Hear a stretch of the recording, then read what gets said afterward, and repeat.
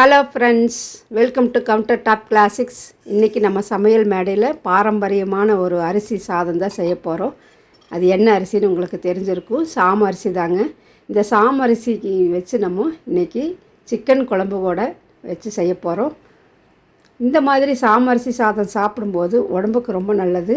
Sugar patient இருக்கிறவங்க weekly thrice சாப்பிடலாம், ரெகுலராகவே எடுத்துக்கலாம். வெயிட் லாஸ் பண்ணுறவங்க ரெகுலராக எடுத்துகிட்டா கண்டிப்பாக வெயிட் லாஸ் லாஸ் ஆகும். இதுக்கு நான் இன்றைக்கி சிக்கன் குழம்பு செஞ்சுருக்கிறேன். சாம அரிசி சாதத்துக்கு சிக்கன் குழம்பு சூப்பர்பாக இருந்துச்சு. எங்கள் வீட்டில் எங்கள் பசங்க சாம அரிசி சாதமே சாப்பிட்டதே இல்லை. இதுதான் ஃபஸ்ட் டைமு சாப்பிட்டு பார்த்துட்டு நல்லாயிருக்கு அப்படின்னு சொன்னாங்க. நிறைய பேர் நாங்கள் சின்ன குழந்தையாக இருக்கும்போது எங்கள் வீட்டில் அதிகமாக சாம சாதம் செய்வோம். எங்கள் தோட்டத்தில் விளையிறதுனால அப்போ வேர்க்கடலை சட்னி நாங்கள் செய்வோம். அதுவும் இல்லாமல் எங்கள் அண்ணி ஒன்று அது புளுசுன்னு சொல்லுவோம் தெலுங்கில், அது செய்வாங்க.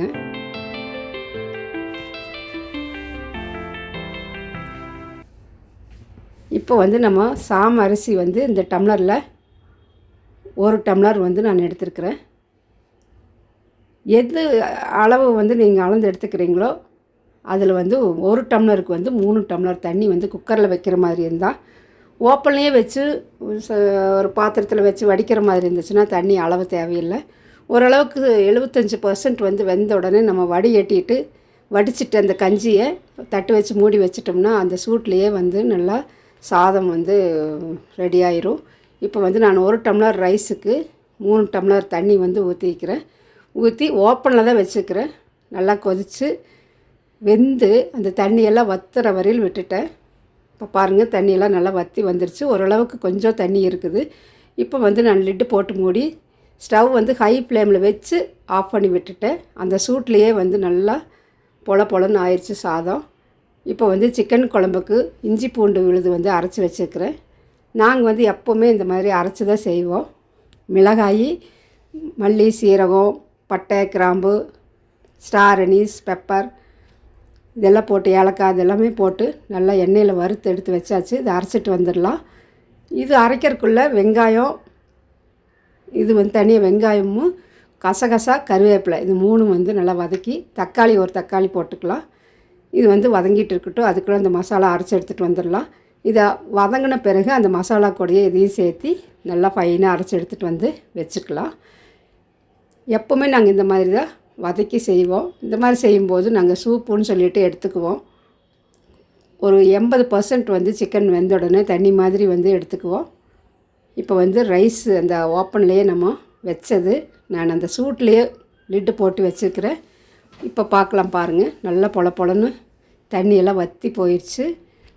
இப்போ அப்படியே நம்ம வடிகட்டி கஞ்சி வடித்தா எப்படி இருக்குமோ அதே மாதிரி நல்லா இருக்குது பாருங்கள். இது பிகினர்ஸுக்கு தான். வடிக்கிற மாதிரி இருந்தால் வடிச்சுக்கலாம். பாருங்கள், நல்லா தனித்தனியாக சாதம் நல்லா வெந்துருச்சு. சாதம் நல்லா வெந்துருச்சு. குழஞ்சா டேஸ்ட் இருக்காது. இப்போ சிக்கன் குழம்புக்கு எண்ணெய் ஊற்றி எண்ணெய் சூடானோடனே கடுகு போட்டிருக்கிறேன். கருவேப்பிலை, வெங்காயம் இதெல்லாம் போட்டு நல்லா வதங்கட்டும். வெங்காயம் நல்லா வதங்கின உடனே நம்ம கழுகி வச்சுருக்கக்கூடிய சிக்கன் நம்ம சேர்த்திக்கலாம். Chicken 3/4 kilo. இதுக்கு மஞ்சத்தூள், உப்பு சேர்த்திட்டு நல்லா கழுவிக்கலாம். ஒரு 3 தடவை நல்லா கழுவிட்டு தண்ணி இல்லாமல் நம்ம அந்த வெங்காயத்துக்கு கூட போட்டு வச்சுக்கலாம். இந்த மாதிரி மஞ்சத்தூள், உப்பு போட்டு நல்லா கழுவிட்டோம்னா தான் அதனுடைய ஸ்மெல் இருக்காது. இப்போ இந்த வெங்காயத்துக்கூடையே அதையும் சேர்த்திக்கலாம் சிக்கனை. இப்போ நல்லா வதங்கும் போது கொஞ்சம் தண்ணி விட்டு வரும் இல்லைங்களா எப்போவுமே சிக்கன். அந்த தண்ணி வத்துற வரையில் விட்டுடலாம். இப்போ கொஞ்சம் உப்பு போட்டு விட்டுட்டோம்னா அந்த தண்ணியெல்லாம் சீக்கிரமாக வற்றிடும். இப்போ நம்ம அரைச்சி வச்ச அந்த இஞ்சி பூண்டு விழுதையும் சேர்த்து அந்த இஞ்சி பூண்டு வாசனையோடு சேர்ந்து அந்த சிக்கன் அந்த தண்ணியில் வெந்துச்சுன்னா நல்லா டேஸ்ட் நல்லாயிருக்கும். இப்போது ஓரளவுக்கு நல்லா அந்த தண்ணி வற்றிட்டு வருது பாருங்கள். அந்த இஞ்சி பூண்டோட வாசனையில் அந்த சிக்கன் அந்த பேஸ்ட்லேயே சிக்கன் நல்லா வெந்து வருது பாருங்கள். இப்போ இந்த ஸ்டேஜில் நம்ம அரைச்சி வச்ச விழுது நம்ம சேர்த்திக்கலாம் அந்த மசாலாவை. இப்போ மல்லி, பட்டை, கிராம்பு, சோம்பு, கசகசா இதெல்லாம் சேர்த்து அரைச்சது கூடயே அந்த வெங்காயம், தக்காளி வதக்கினதையும் சேர்த்து போட்டு அரைச்சி எடுத்துகிட்டு வந்தாச்சு. இப்போ இந்த அளவுக்கு சிக்கன் நல்லா வதங்கி வந்துருச்சு பாருங்கள். ஒரு 50% நல்லா குக் ஆயிடுச்சு. இப்போ இந்த ஸ்டேஜில் இந்த மசாலாவை வந்து நம்ம சேர்த்திக்கலாம். சேர்த்திட்டு அந்த சிக்கனில் நல்லா எல்லா பக்கமும் வந்து ஈவனாக மிக்ஸ் ஆகிற மாதிரி கலந்து விட்டுறலாம். மசாலா வந்து சிக்கனில் நல்லா பிடிக்கணும். அதுக்காக இந்த மசாலா ஃபுல்லாக நம்ம அரைச்சது எல்லாமே நம்ம சேர்த்தி நல்லா ஒரு கொதி வரட்டும். இப்போ இந்த அளவுக்கு வந்து கொதி வரும்போது நம்ம தேவையான அளவு தண்ணி வந்து ஊற்றிக்கலாம். அந்த அரைச்ச மிக்சர் ஜார்லேயே தண்ணி கொஞ்சம் ஊற்றியாச்சு. நாங்கள் வந்து எப்போவுமே சூப் எடுப்போம்னு சொல்லியிருக்கிறோம் இல்லைங்களா, அதனால் நீ கொஞ்சம் தண்ணி ஊற்றி நல்லா வெந்த உடனே நாங்கள் தேவையான அளவு கொஞ்சம் சூப் எடுத்துக்குவோம். இதுலேயே நல்லா பச்சை வாசனை போகட்டும். நல்லா கொதி வந்த பிறகு நம்மளுக்கு எவ்வளோ வேணுமோ அந்த அளவுக்கு எடுத்துக்கலாம். இப்போ தண்ணி பாருங்கள், எக்ஸ்ட்ரா தண்ணி வந்து மறுபடியும் ஒரு 2 டம்ளர் வந்து நான் ஊற்றிக்கிறேன்.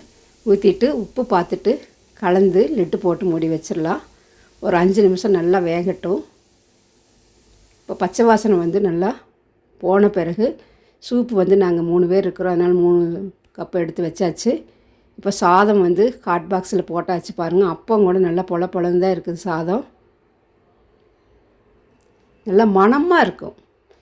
எங்கள் தோட்டத்தில் வந்து கைக்குத்தல் அரிசி தோட்டத்தில் வந்து ஆள்கள் வந்து குத்தி தருவாங்க. அந்த மாதிரி மணம் வந்து இருந்துச்சு இதில். இப்போ குழம்பு வந்து ஆஃப் பண்ணி விட்டுட்டு ஒரு 5 நிமிஷம் ஆயிடுச்சு. அதனால் குழம்பு வந்து கொஞ்சம் சூடு பண்ணி எடுத்து சாதத்தில் போட்டு சாப்பிடலாம். இந்த மாதிரி காம்பினேஷனில் இந்த மில்லட் வந்து எல்லாத்துக்குமே நல்லது. சுகர் பேஷண்ட்டுங்க, வெயிட் லாஸ் பண்ணுறவங்க வந்து கண்டிப்பாக இது வந்து எடுத்துட்டால் கண்டிப்பாக வந்து பாசிட்டிவ் ரிசல்ட்ஸ் தான் நம்மளுக்கு கிடைக்கும். இப்போ பாருங்கள், இந்த சாதத்து கூட இந்த சிக்கன் குழம்பு வச்சு சாப்பிட்டு பார்த்தா தூக்கலாக இருக்கும். ரெகுலராக இதே தான் சாப்பிடணுன்னு சொல்லி தோணும். கண்டிப்பாக இந்த ரெசிபி வந்து பிடிச்சிருக்குன்னு நம்புகிறேன். பிடிச்சிருந்துச்சுன்னா லைக் பண்ணி கமெண்ட் பண்ணி சப்ஸ்கிரைப் பண்ணுங்கள். இதுவரையிலும் சப்ஸ்கிரைப் பண்ணாமல் இருந்தீங்கன்னா சப்ஸ்கிரைப் பண்ணி நம்ம சேனலுக்கு சப்போர்ட் பண்ணுங்கள். கண்டிப்பாக ஒரு தடவை நீங்களும் இந்த சாம அரிசி சாதத்து கூட சிக்கன் குழம்பு வச்சு சாப்பிட்டு பாருங்கள். கண்டிப்பாக இந்த டேஸ்ட் வந்து உங்களுக்கு பிடிச்சிருக்கு. இந்த காம்பினேஷன் நம்ம ஒரு ஸ்பூனில் கலந்து சாப்பிட்டு பார்க்கலாம் எப்படி இருக்குன்னு சொல்லிவிட்டு. நானே ரொம்ப நாள் ஆயிடுச்சு இந்த சாம அரிசி சாப்பிட்டு. ஒரு பீஸ் எடுத்து வச்சு அது கூடவே எடுத்து சாப்பிட்டு பார்க்கலாம். அவ்வளோ அருமையாக இருந்துச்சு. இந்த சாமரிசி சாதத்துக்கும் சிக்கன் குழம்புக்கும் கண்டிப்பாக இந்த காம்பினேஷனில் நீங்களும் ஒரு தடவை செஞ்சு பார்த்துட்டு உங்களுடைய கமெண்ட்ஸை கமெண்ட் பாக்ஸில் மறக்காமல் சென்ட் பண்ணுங்கள். நீங்கள் எப்படி சாமரிசி சாதம் செய்வீங்க, இந்த சாமரிசி சாதத்துக்கு என்ன வந்து காம்பினேஷன் அப்படின்னு சொல்லிட்டு கமெண்ட் பாக்ஸில் கமெண்ட் பண்ணுங்கள்.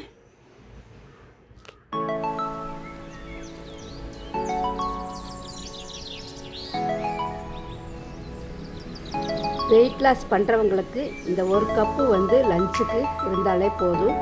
கண்டிப்பாக வந்து வெயிட் லாஸ் கிடைக்கும். அதே மாதிரி சுகர் பேஷண்ட்டுங்க ரெகுலராக இந்த மாதிரி மில்லட் ரைஸ் வந்து எடுத்துட்டோம்னா அவங்களுக்கு வந்து சுகர் கண்ட்ரோல் பண்ணலாம். கண்டிப்பாக ஒரு தடவை நீங்களும் ட்ரை பண்ணி பாருங்கள்.